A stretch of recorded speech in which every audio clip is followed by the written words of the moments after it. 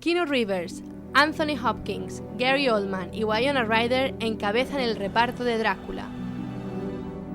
¿Está usted casado, conde? Ella murió. Elisabetta, creyéndole muerto, se arrojó al río. El hombre más afortunado que pisa esta tierra es aquel que encuentra el amor verdadero. Te amo.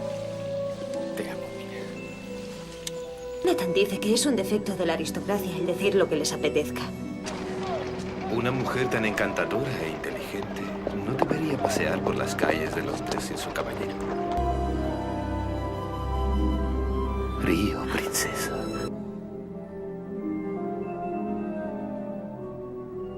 Aquí acontece la sorprendente y aterradora historia del salvaje y enloquecido príncipe Drácula. Enfermedad de la sangre desconocida por cualquier teoría médica. Le necesito desesperadamente.